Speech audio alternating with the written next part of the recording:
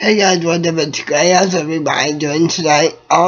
So it's time to review, in my opinion, the best Dragon Ball Super episode to date, episode 32. Now, for me, this episode was beautiful because, actually might be episode 33, I think. Either way, this episode is beautiful because of what was my favorite episode to date because, well, let's just get into it. So the show starts with Botamo and Goku taking the ring.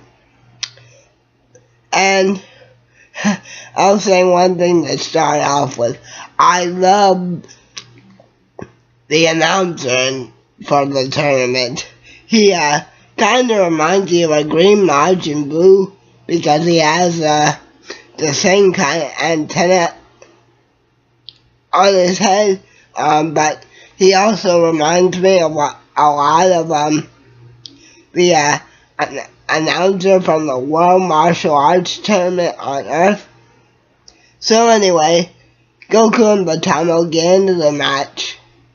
And Botamo basically starts belly flopping and bouncing around so quick that Goku can't even see him.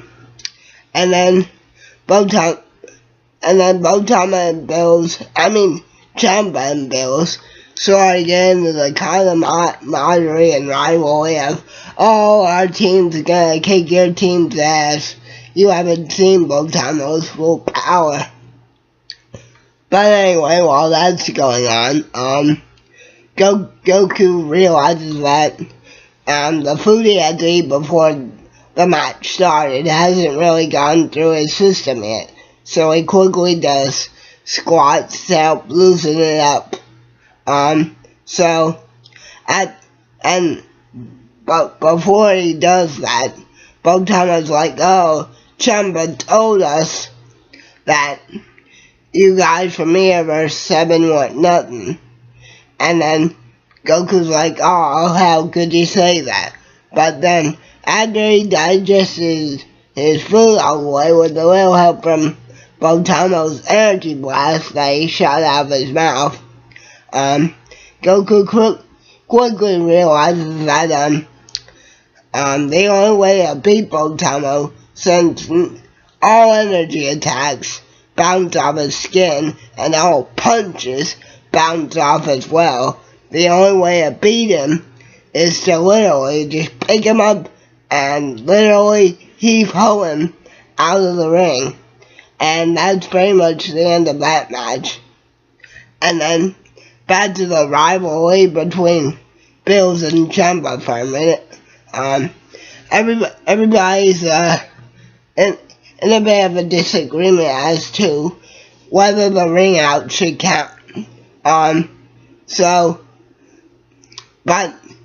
the announcer says that what Goku did was within the rules, and that's the end of that. Now, the real star fight of the show was the first fight featuring Frost. Now, when Goku and Frost get in the ring to fight each other, Frost does the complete opposite of what Frieza did. He actually takes the time to shake Goku's hand and say hi to everybody. And then Goku's like, oh, you're a pretty nice guy, but I know you're owing back, so show me your final form. And then Frost is surprised, and he's like, how do you know about that? And he said, cause remember, we have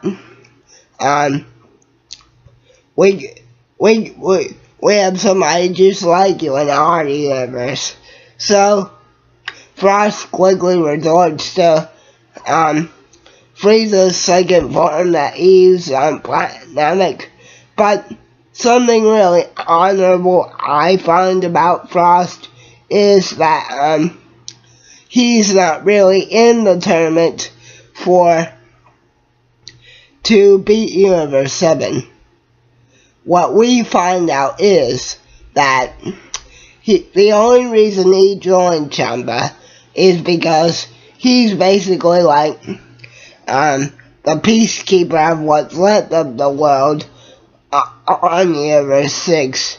Like, he's the only one that tries to break up the fighting and protect the children. So he basically says that he joined the tournament and to basically help the world, and that he won't give up until this world is a better place. So Goku says, enough of this, show me your true last form. And Frost's supposed final form is a lot better, in my opinion, than Frieza's. It just looks like absolutely more badass. And then Goku turns into the original Super Saiyan, not Super Saiyan Blue. Just regular old golden Super Saiyan. And then him and Frost throw a couple of epic barrages of punches at each other to the point where Frost, when he gets back up again, he coughs. Like, he still says, I'm not giving up until I help this world become better. And then somehow, some way, we don't know how, but all of a sudden Goku gets real lightheaded, like he's almost gonna pass out, and then Frost seizes the opportunity and literally knocks Goku out of the ring. And then that's how it will be Piccolo's turn to go up against Frost next week. And guys, not to spoil the episode for next week, but for fans of Piccolo's old special beam cannon attack, we get to say "I" to that very technique. Only in the Japanese version they call it Makengo Senpo, but we would know it as the special beam cannon. So overall, in my opinion, this episode is by far the best episode of Dragon Ball Super to date. And just the fight between Frost and Goku, it had a lot of honor to it. Like how, but also it had a lot of that classic Z feel of a fight where it was real intense at times, but at times there were also chances for it to be honorable as well. So 10 out of 10 for me. Great episode. Can't wait for next week, and I will catch you guys later. Keep on rocking. Yeah.